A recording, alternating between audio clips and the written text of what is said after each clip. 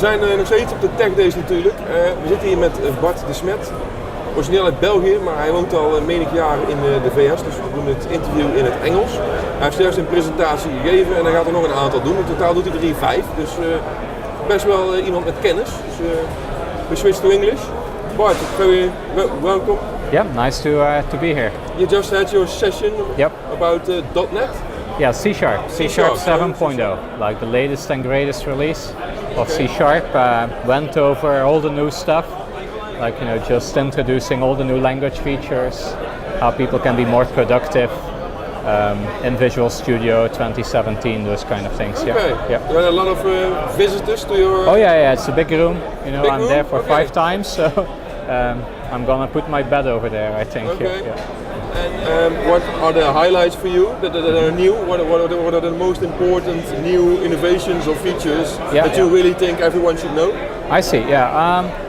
I think the main thing is that CSharp, if I talk purely about CSharp and .NET, the first thing is that .NET has become multi-platform. So like, .NET can run anywhere, whether it's like Windows or Linux or any kind of thing, any operating system, any environment.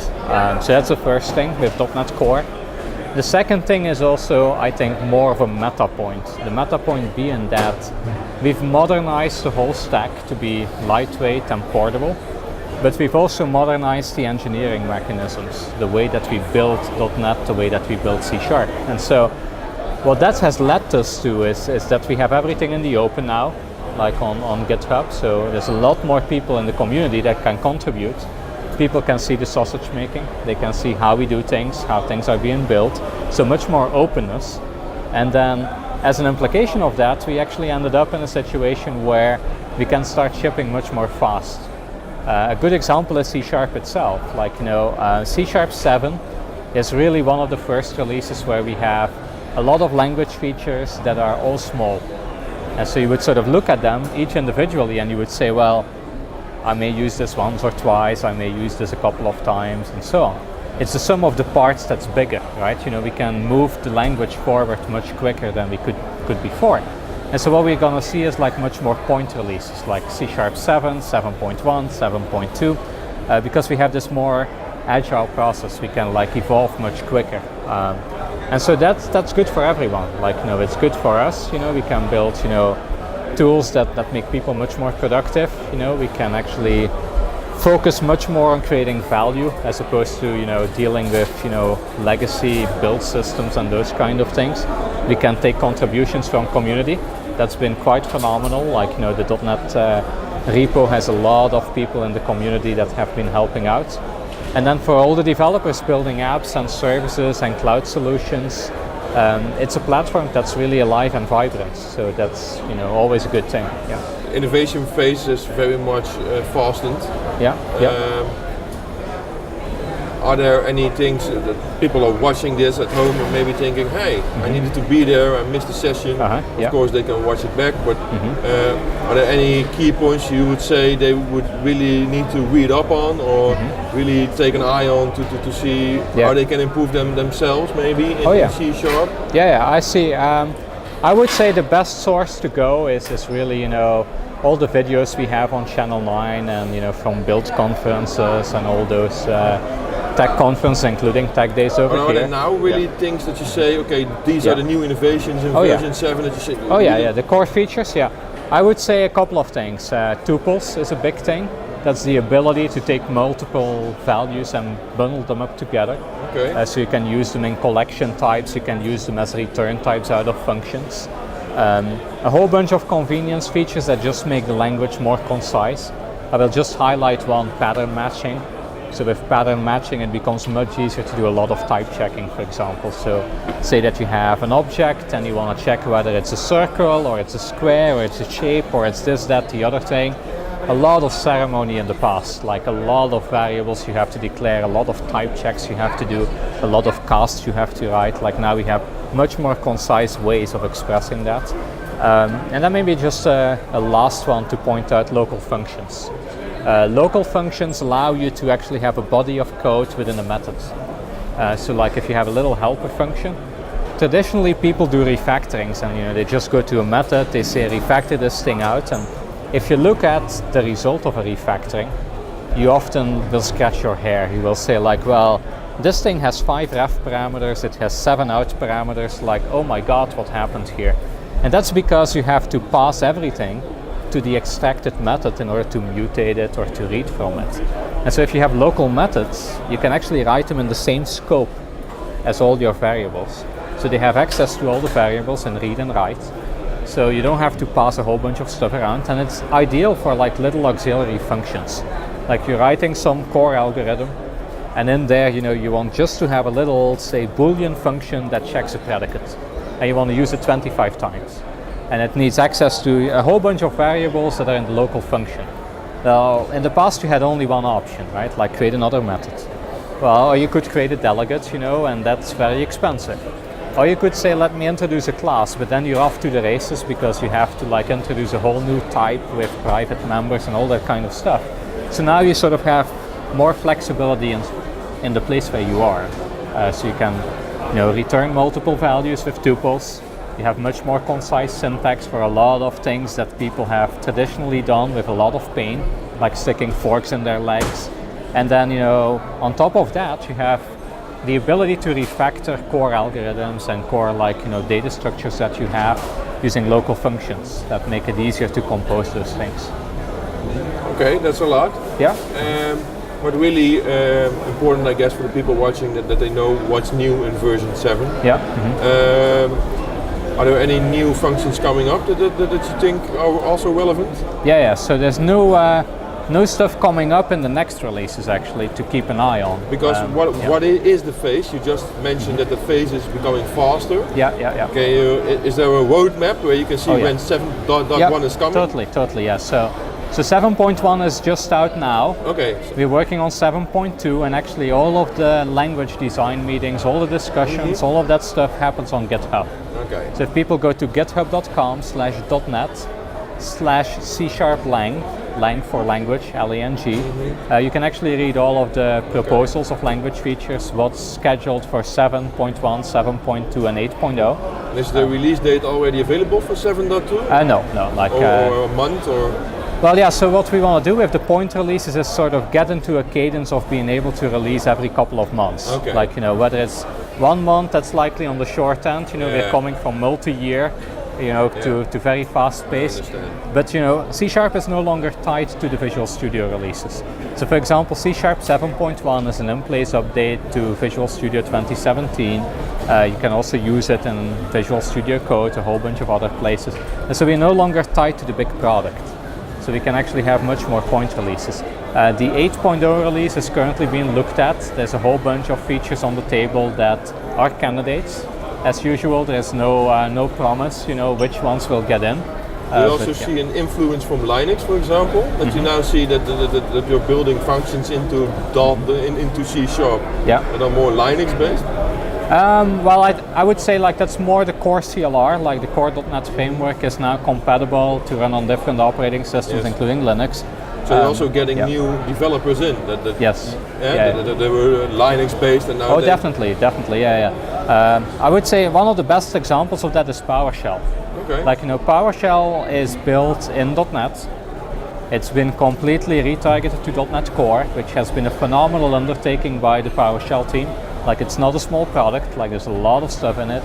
That now completely runs on Linux, so that allows us to, have manageability stacks that stretch all the platforms, all the clouds, all that kind of stuff. And so I think that it goes both ways. One way is we can contribute a lot to other ecosystems where people didn't have availability of our languages, our tools. In the past we had things like Mono, which were great, they allowed some customers in there as well.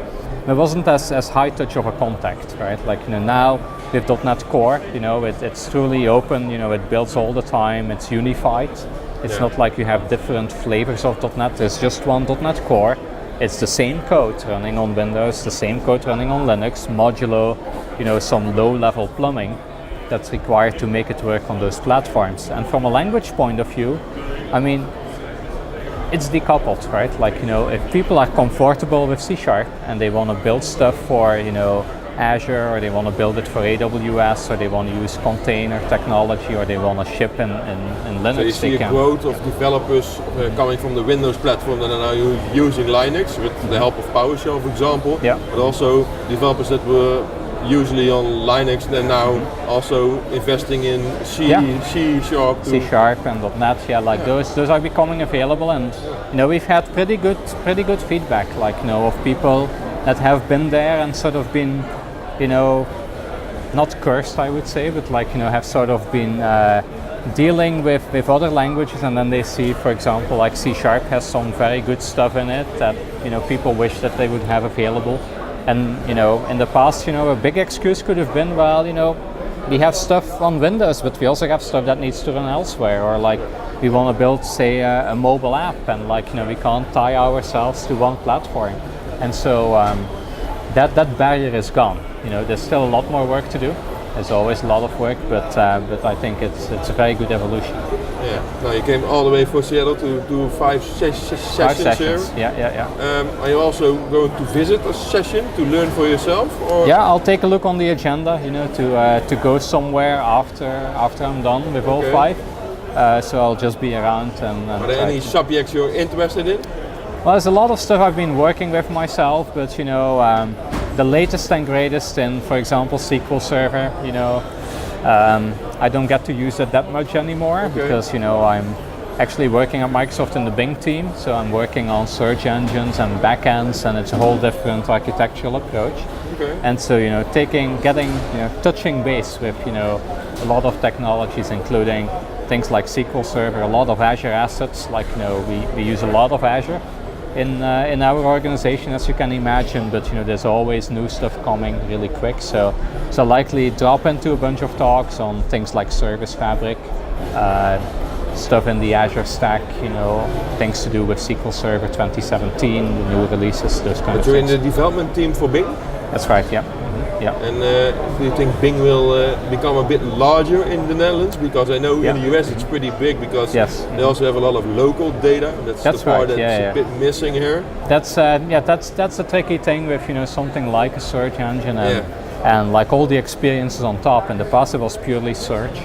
Now we have a lot of other things like speech. People interface with a search engine using speech and natural input.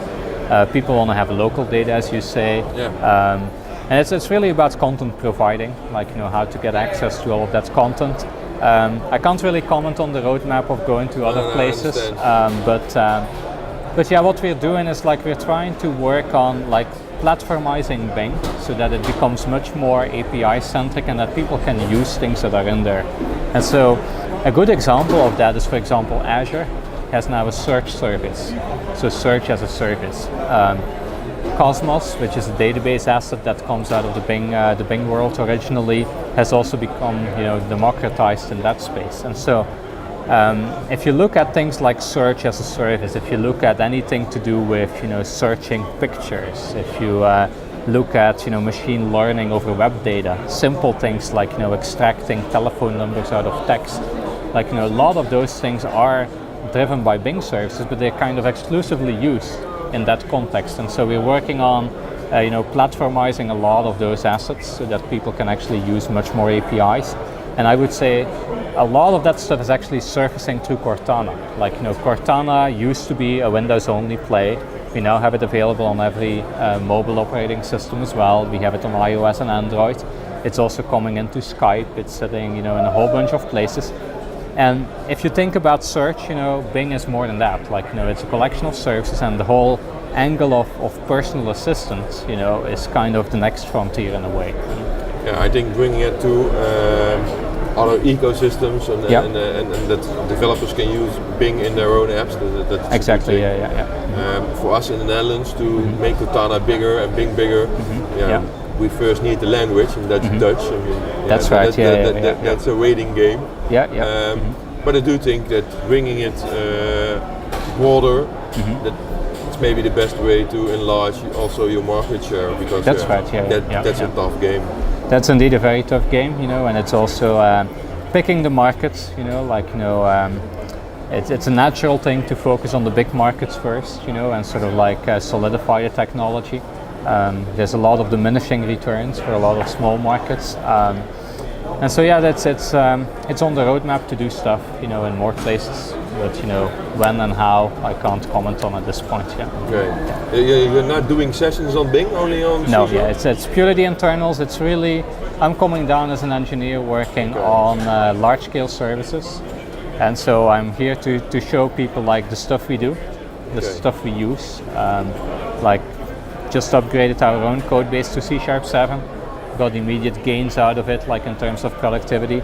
Same with the talk about performance tomorrow.